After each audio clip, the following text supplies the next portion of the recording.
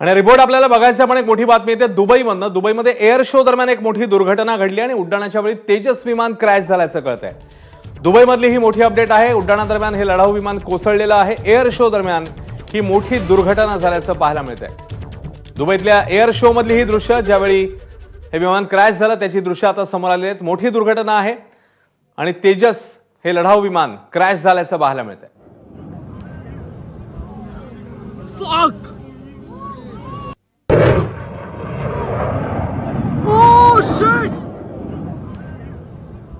दुबईमध्ये हा air show होता आणि त्याच वेळी ही घटना झाल्याचं समोर येतं आणि मोठी दुर्घटना आहे।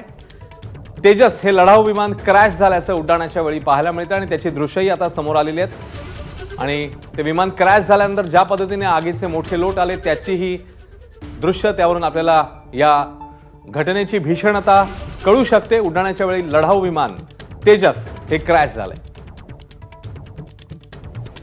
अमित भिडे आपल्या सोबत आहेत अधिक अपडेट द्यायला। अमित, नेमका हा एअर शो काय होता, किती वाजताची घटना आहे, काय घडलं? दुबईमध्ये एअर शो, जागतिक दर्जाचा एअर शो गेल्या काही दिवसांपासून सुरू आहे। या एअर शो मध्ये जगभरातल्या एअरफोर्सने भाग घेतलेला आहे, सहभाग नोंदवलेला आहे। इथे जगभरातल्या विविध एअरफोर्सकडून म्हणजे वायुदलांकडून आपल्या शक्तीचं प्रदर्शन केलं जातं। त्याचबरोबर त्यांची एरोबॅटिक्स असतील, विमानांचं सादरीकरण असेल ते केलं जातं। हा एअर शो अत्यंत प्रतिष्ठेचा असा समजला जातो। तिथे भारताने तेजस विमानांचं सादरीकरण केलं होतं। गेल्या 2 दिवसांपासून तेजस तिकडे एरोबॅटिक्स करत होती। एरोबॅटिक्स म्हणजे हवाई कसरती करून दाखवत होती। कालही तेजसचा झाल्या होत्या आणि आजही या एरोबॅटिक्स सुरू होत्या। त्यामध्ये हा अपघात झालेला आहे। अर्थात अपघात तांत्रिक कारणामुळे झालेला आहे की अजून काही कारण आहे हे मात्र अजून समोर आलेलं नाहीये। पण आता जी माहिती समोर आली आहे त्यानुसार भारताचं तेजस विमान इथे अपघातात कोसळलेलं आहे आणि हे हानी झालेली आहे।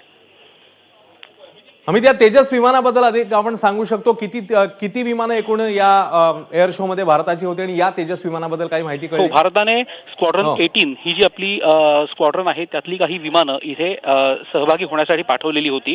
आणि या तेजस विमानांचं दुसरं महत्त्वाचं इथे सादरीकरण करण्याचं कारण म्हणजे संपूर्ण भारतीय बनावटीचं हे विमान आहे। अर्थात त्याचं इंजिन सोडून हे आपण वारंवार भारताकडून दावे केले जातात।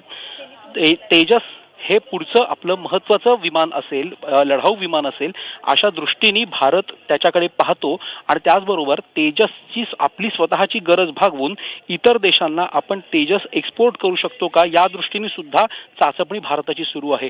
असे हवाई शो जे असतात, असे एअर शो जे असतात, तर अशा एअर शो मध्ये आपली जी मिलिटरी माईट आहे म्हणजे आपली जी क्षमता आहे आणि आपलं विमान एक्सपोर्ट होऊ शकतं का, म्हणजे आपण त्याचं निर्यात करू शकतो का, या दृष्टीने हे एक मोठी बाजारपेठ म्हणून सुद्धा अशा एअर शोकडे पाहिलं जातं। अशा एअर शो मध्ये तेजस विमान अपघातग्रस्त होणं हा अतिशय मोठा धक्का भारतासाठी आहे, आता तुर्तास तरी हे दिसतंय। या दुबईच्या एअर शो बद्दल अमित काही जास्त सांगता येईल? कशा प्रकारचा हा एअर शो होता आणि भारताने एकूण किती ठिकाणी यामध्ये सहभाग घेतलेला होता? आणि हे तेजस विमान जे आता क्रॅश होताना आपण दृश्यांमध्ये बघतोय त्याचा नेमका किती या मिशन मध्ये सहभाग होता, याबद्दल काही कळलंय? गेल्या 3 दिवसांपासून हा दुबई एअर शो सुरू आहे आणि यामध्ये जगभरातली सगळीच म्हणजे जे महत्त्वाच्या देश आहेत त्यांचे एअरफोर्स होती। याच्यामध्ये रशिया, अमेरिका ह्यांचा सहभाग होता। इनफॅक्ट पाकिस्तानचा सुद्धा एअरफोर्स यामध्ये सहभागी झालेला आहे। इस्रायलचं एअरफोर्स आहे, भारताचं सुद्धा आहे। भारताची सूर्यकिरण ही हॉक विमानं आणि तेजसची स्क्वॉड्रन 18 ही इथे सहभागी झाली होती। अर्थात ह्यामध्ये तेजस किती नेमकी विमानं सहभागी झाली होती हे मात्र वायुदलाकडून अजून प्रसिद्ध झालेलं नाहीये। पण त्याचबरोबर तेजस विमानं तिकडे सादर करणं हे भारताचं एक मोठं तिकडे एक महत्वाकांक्षी उद्देश होता। त्याला मोठा धक्का यातून बसलेला आहे।